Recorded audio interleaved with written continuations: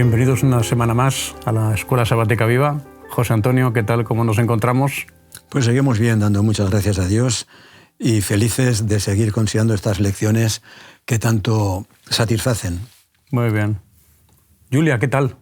Pues muy bien, con ganas también, con ganas de seguir aprendiendo más de la palabra de Dios. Pues ya somos tres con ganas, ¿eh? Eso. ¿Qué os parece si hacemos una oración para empezar el debate de la Escuela Sabática? José Antonio, ¿nos dirigirías, Bien, si es tan amable? De acuerdo.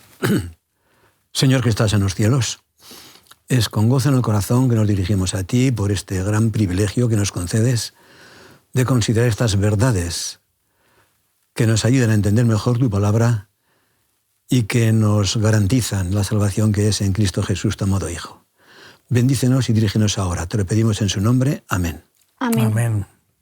Muy bien, pues esta semana, tal y como nos dice el título, comprender el sacrificio, creo que somos muy conscientes de que el sacrificio está muy presente a lo largo de todo el texto bíblico y también de forma muy significativa en el libro de Apocalipsis. Quizás podríamos preguntarnos por qué, pero yo creo que la respuesta es obvia. Dice el texto que Cristo es el Cordero de Dios que quita el pecado del mundo. O sea, el sacrificio es determinante para nuestra salvación. Lo que Él tenía que hacer era necesario para que nosotros no tengamos que sufrir la penalidad del pecado ya con consecuencia eterna. En la escuela sabática se nos habla de sacrificios aceptables al Señor, pero también habla de algunos que no son aceptables al Señor, ¿verdad que sí? Por ejemplo, el de Caín. Fijaos lo que dice, bueno, es un texto que conocemos perfectamente, Mateo capítulo 5, versículos del 23 al 26, dice: «Por tanto, si traes tu ofrenda al altar y allí te acuerdas de que tu hermano tiene algo contra ti, deja allí tu ofrenda delante del altar y anda, reconcíliate primero con tu hermano y entonces ven y presenta tu ofrenda». Es decir, cuando hablamos del sacrificio, podemos hablar en el plano de lo que Cristo hizo por nosotros y luego también lo que tiene que implicar no solo para nosotros en el terreno salvífico, sino en las relaciones interpersonales. Esto es lo que dice el texto, el salmista, capítulo 51, versículo 16 y 17. Es un texto que conocemos. «Tú no quieres sacrificio que yo daría. No quiero holocausto. El sacrificio que tú aceptas es el espíritu quebrantado, que tú desprecias al corazón contrito y humillado, que no desprecias». Es decir, quizás tendríamos que replantearnos hasta qué punto somos conscientes de que Dios da más valor al sacrificio respecto a lo que somos y no tanto a lo que hacemos.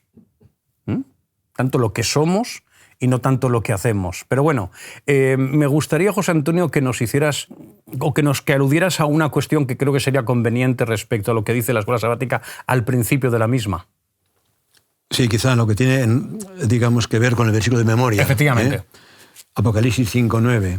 Sí, vamos a leerlo como aparece en la versión El Reino Valera del 60 y luego hacemos el breve comentario. Dice, voy a leer el 9 y el 10. Y cantaban, está refiriendo a los 24 ancianos, ¿de acuerdo? Dice, y cantaban un nuevo cántico diciendo, digno eres de tomar el libro y abrir sus sellos, porque tú fuiste inmolado, y con tu sangre nos has redimido para Dios de todo linaje y lengua y pueblo y nación. Esta versión da la impresión de que los 24 ancianos están contemplados entre los redimidos. Luego añade el 10, y nos has hecho para nuestro Dios reyes y sacerdotes, y reinaremos sobre la tierra. Sin embargo, no es esto lo que dice el texto original.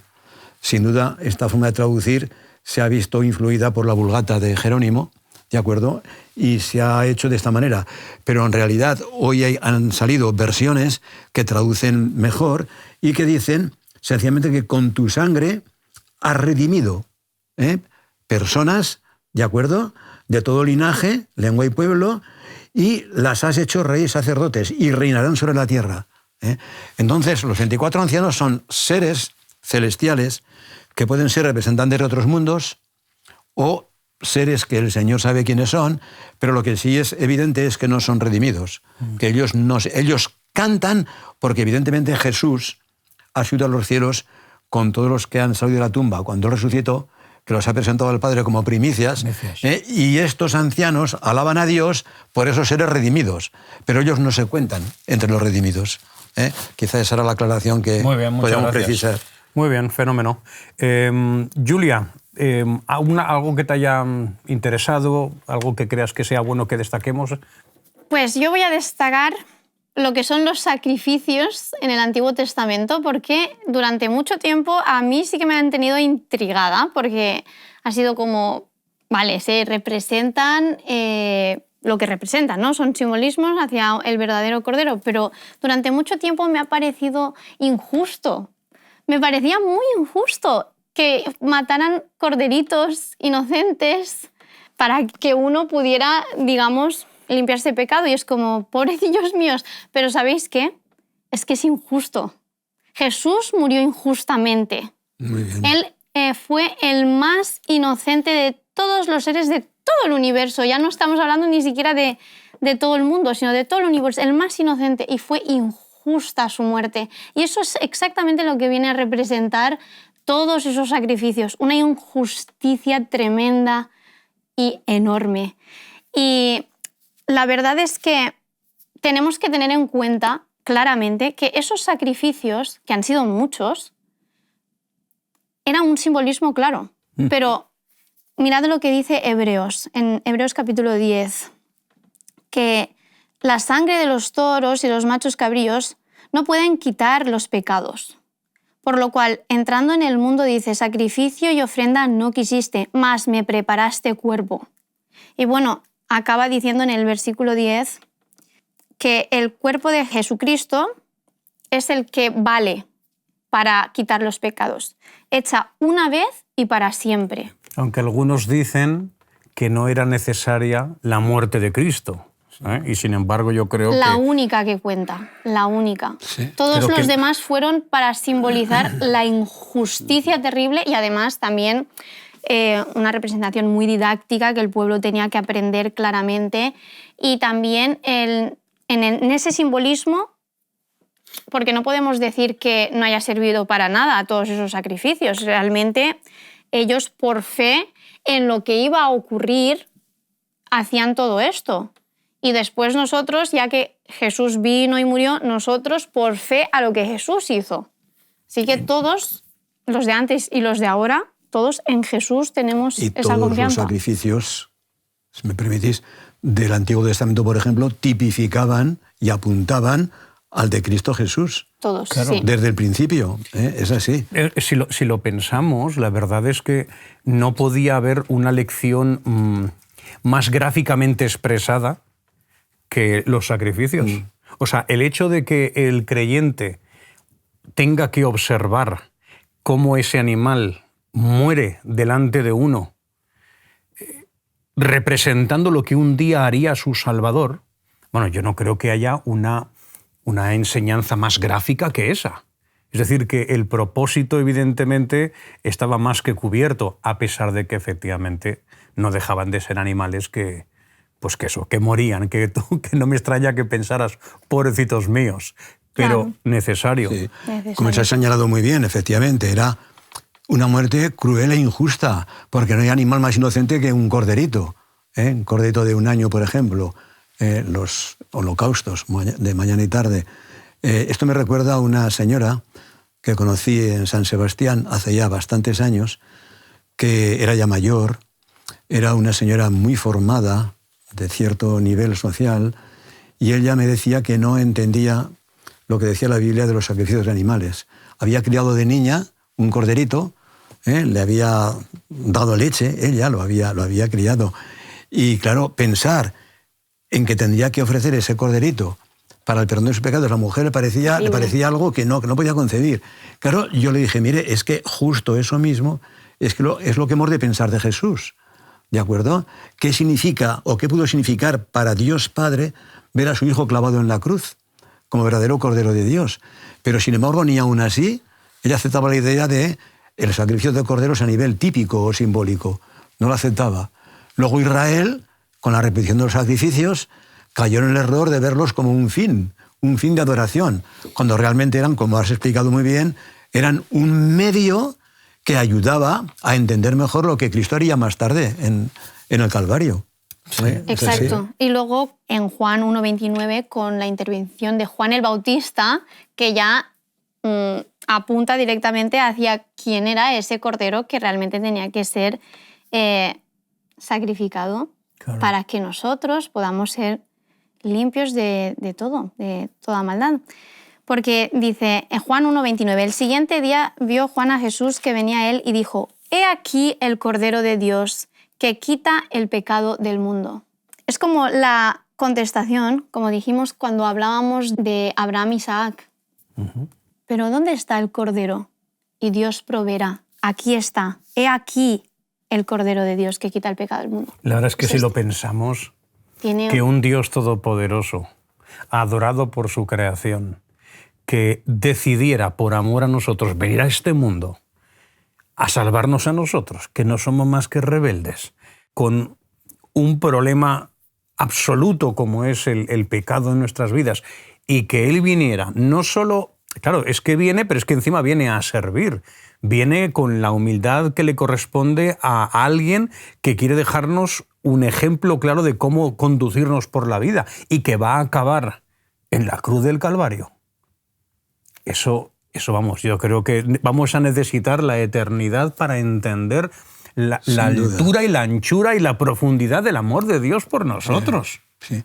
Quizás es el momento de decir que ni antes de la cruz, ni después de ella, en la historia del universo habrá un acontecimiento que haya revelado el amor de Dios de una manera tan grande y tan sublime como lo hizo juntamente con Cristo en la cruz. Sí. No, es la mayor manifestación del amor de Dios por una raza pecadora.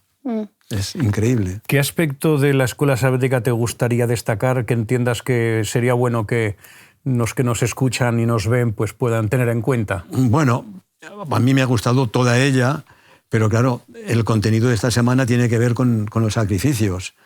Y a mí me parece que una manera de asociar, digamos, la manera en que tipificaban los sacrificios del Antiguo Testamento, el de Cristo, y al mismo tiempo asociarlo a su poder, a su dignidad divina, a su rango, pues hay un texto que está en Apocalipsis, cuando el Señor se apareció a Juan en Patmos, y entre otras cosas le dice, bueno, primero dice Juan, cuando le vi, caí como muerto a sus pies, y él puso su diestra sobre mí, diciéndome, es que se ve, o sea, el carácter divino, su amor por nosotros, es impresionante. No temas, soy el primero y el último. O sea, no hay nadie más grande. No hay nadie más grande. Es igual a Dios. Y añade, el que vivo y estuve muerto. Pero luego ya completa la frase diciendo, y aquí que vivo por los siglos de los siglos, amén. Y ahora, como consecuencia, tengo las llaves de la muerte y del Hades. O sea, para mí es un resumen del plan de redención impresionante. El que vivo y estuve muerto. Es una alusión al sacrificio. El primero y el último. Es una manera de reconocer, pues eso, atributos que solamente se le reconocen a Dios. Y luego, pues esto, tengo las llaves de la muerte y del Hades. No hay que preocuparse. La muerte nos acosa todos los días. Pero hay quien tiene las llaves. Porque abrir un sepulcro, cualquier sepulturero lo hace. Exhumar un cadáver es lo más fácil que hay. Pero tener las llaves de la muerte, solamente Jesús, el Hijo de Dios, las tiene. Así es. Cuando Jesús dice que toda autoridad se me ha dado en los cielos y en la tierra, una vez que Jesús ha sido ya confirmado que es nuestro Salvador. Claro, Jesús muere, resucita al tercer día, asciende a los cielos. El Padre certifica que ha sido la ofrenda perfecta, desciende a este mundo y nos dice que yo al final lo voy a tener todo controlado. Hablando del futuro, hablando de la eternidad. Todo lo tengo controlado y eso implica que tú podrás gozar de la eternidad conmigo. Y poder estar con Jesús físicamente, verle, conversar como estamos nosotros conversando, pasear con Él, escucharle. Bueno, va a ser que, vamos, yo creo que estamos ansiosos porque llegue ese momento, ¿verdad? Pues sí, la verdad. Julia. Para seguir hablando un poquito sobre los sacrificios, como ya hemos comentado, Jesús era el que tenía que ser una vez y para siempre su sacrificio, ¿no? Él era el Cordero de Dios que quita el pecado. Y esto nos lleva a lo que nos dice al final del todo en su sacrificio, Marcos 15:38. Entonces el velo del templo se rasgó en dos de arriba abajo. Él es el único sacrificio que vale y el último. A partir de él ya no vale ningún sacrificio más. Una vez y para siempre. Y a veces este texto que dice que el velo se rasgó en dos, de arriba abajo, que nos habla y nos lleva a pensar en el sacrificio de Jesús, de que Él es el único que vale, a veces lo interpretamos de otra manera, de que sí, hasta Él, el fin de todas las demás ceremonias y todas las demás leyes y a partir de ahí, vida nueva y pa'lante. Y no es así. Simplemente nos indica de que Jesús es el único sacrificio que vale y los demás simplemente han sido simbolismos. Pero eso no quiere decir que se acabó la ley de Dios, ya no hay que obedecer lo que Dios nos ha dicho que es correcto, que sabemos perfectamente que la ley es su carácter, que se expresa en amor. Entonces, el tipo ha quedado materializado en el antitipo que es Jesús. Exacto. Claro. Así que me gustaría que esta parte se quedara clara como punto en el sacrificio de Jesús. Él es el único que cuenta y además se rasgó el velo porque ya no, a partir de ahí ya no hacía falta más sacrificios. Es el fin, diríamos, de la dispensación del santuario terrenal. Exacto. Y justo el comienzo del santuario celestial. Muy bien. Porque el santuario celestial, el que está en los cielos, no tiene atrio. No es verdad, el atrio es la tierra. Entonces el sacrificio se hizo aquí. Y es justo cuando comienza a funcionar. El deseo de las gentes nos dice que cuando los sacerdotes tenían el cordero para ser sacrificado, en el sacrificio vespertino, que es cuando Jesús murió, se les escapó de las manos aquel cordero, se les fue. Con lo cual era también una manera gráfica de mostrar, se rasgó el velo, se marchó el corderito, porque sencillamente el Hijo de Dios ha puesto broche final a todo ese sistema. Y ahora entramos ya en el Nuevo Testamento, con el cumplimiento de su sacrificio. Ha pasado algo. Es una manera de entender que él puso broche final a los demás sacrificios. Porque, por ejemplo, también había un rito que se repetía continuamente en el Antiguo Testamento, que era la unción de los profetas, claro, el sumo sacerdote y de los reyes. Era un profeta o un sacerdote que ungía siempre con aceite. Y eran unciones típicas. Pero, sin embargo, la profecía de Daniel 8 y 9 nos apunta a la unción de Cristo, que es el gran antitipo. Él fue ungido una sola vez. A partir de ahí las demás funciones ya no hacían falta. Y fue ungido para desempeñar las funciones de profeta, sacerdote y rey. Sí. Estuvo entre nosotros como profeta hasta su muerte en la cruz. En los cielos empezó a ejercer el ministerio sacerdotal y cuando vendrá como rey de reyes. Entonces, exactamente igual que, pues la unción de Jesús puso punto final a todas las demás, desde luego el sacrificio con mayor motivo y con mayor razón, porque es el rito clave del plan de redención, que por otra parte tenemos dos ritos, como es el de la Santa Cena y el del bautismo, que Dios ha querido que se mantengan porque nos recuerdan ambos que Cristo debió morir en la cruz, ¿de acuerdo? Y que debió resucitar y ascender al cielo. Aunque algunos seguidores de Pedro Abelardo, como decías antes, ¿no?, pues piensen que no era necesario, que Dios nos ama tanto, que la muerte de Jesús fue un accidente, pero sabemos que no es así.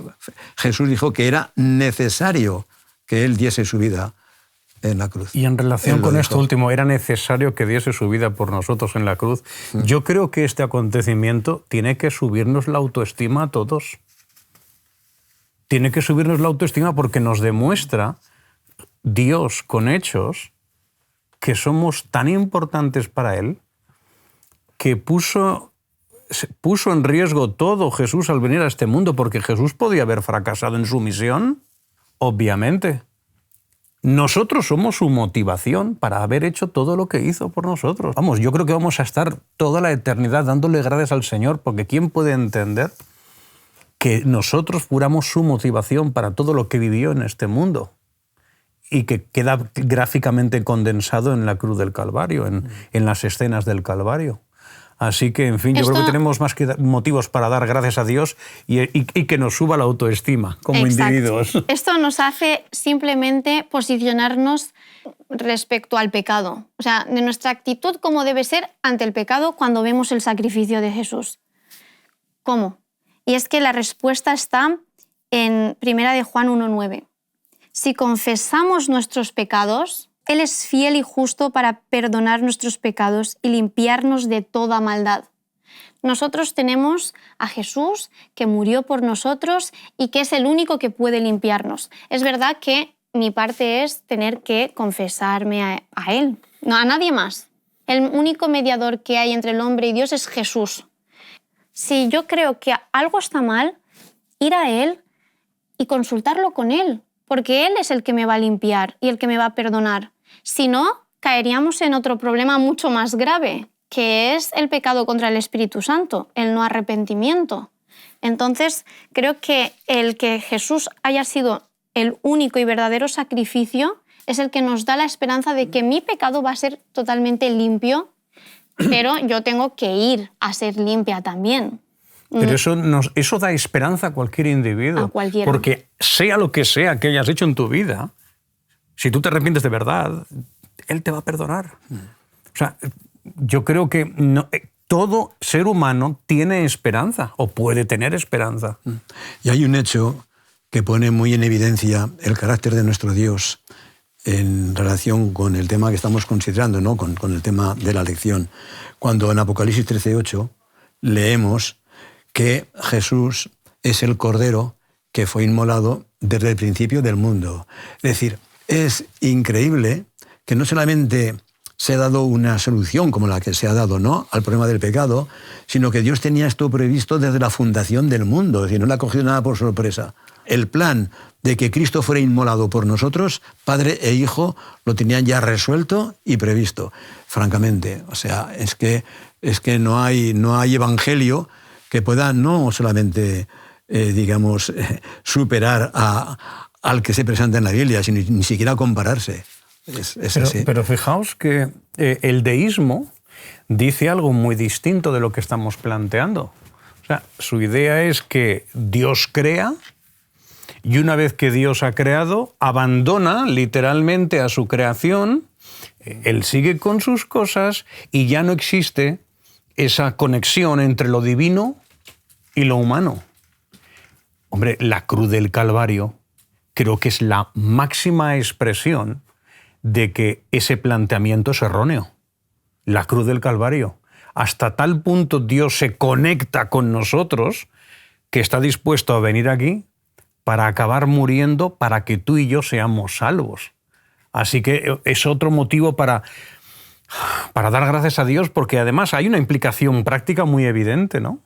Y es que nosotros en la gestión que hacemos de nuestro cristianismo, de nuestra fe cristiana, pues muchas veces necesitamos recurrir a ese Dios porque somos pecadores, tenemos que arrepentirnos porque caemos, y que Él esté ahí pendiente de nosotros, que esté atento, que nos escuche a través de la oración, demuestra que es un Dios que nos creó, pero que está en permanente conexión con nosotros. Creo que es un motivo para dar gracias a Dios, ¿no? Que quiere vivir entre nosotros, ¿no? Eso es lo que nos lleva luego a lo que nos dice el profeta Ageo, ¿no? El profeta Ageo, en el capítulo 2, nos habla sobre dos templos, un primer templo y un segundo templo, y que el segundo templo tendría mayor gloria que el primero. Y uno pensaría literalmente, pues, ¿cómo es posible si no hubo otro templo como el de Salomón, que fue el primero, esplendoroso? Pero resulta que el segundo, aunque no haya sido tan literalmente construido perfecto y precioso, con la misma belleza que el primero, resulta que es más glorioso. ¿Y cuál es el punto? ¿Quién lo hace tan glorioso y hermoso? Como dijimos, ¿no?, en lecciones anteriores, de que la Iglesia, ¿no?, era hermosa y grande porque Dios era hermoso y grande. Pues lo mismo con el segundo templo. Es porque Jesús estaba allí mismo. Y por eso el segundo templo es de mayor gloria y mayor gracia que el primer templo. Eso me emociona muchísimo porque simplemente me lleva a pensar en lo que nos dice Mateo 1:23. que nos dice que he aquí una virgen concebirá y dará a luz un hijo y llamará su nombre Emanuel, que traducido es Dios con nosotros. Hay una cosa muy interesante que ratifica lo que dices, que me la inspira un texto de Pablo a los Romanos, cuando habla de Cristo Jesús, diciendo de él a quien Dios puso como propiciación por medio de la fe en su sangre, para manifestar su justicia a causa de haber pasado por alto en su paciencia los pecados pasados. Claro, esto sería un poquito más largo de explicar, sí, pero digamos que el término original es no propiciación, sino propiciatorio. Entonces, el primer templo, pues lo acabaron con toda la gloria de la construcción humana, ¿de acuerdo? Pero el segundo no tenía arca de la alianza, no tenía propiciatorio, pero resulta que tenía el propiciatorio vivo, el que era el antitipo. Porque así como el propiciatorio del santuario terrenal se interponía entre la ley de Dios y la Shekinah, que era la presencia, la gloria, la santidad de Dios entre los querubines, Cristo es el que hoy está entre la ley que hemos transgredido y la gloria de Dios interponiéndose a favor nuestro. Es el auténtico, como decía Pablo, el auténtico propiciatorio. O sea, no estaba el de oro, pero estaba el Hijo de Dios presente en el segundo templo. O sea que realmente la idea es preciosa. Muchas gracias. Una vez más hemos cubierto nuestro tiempo. Que el Señor os cuide. Nos vemos en unos días. Gracias. Gracias.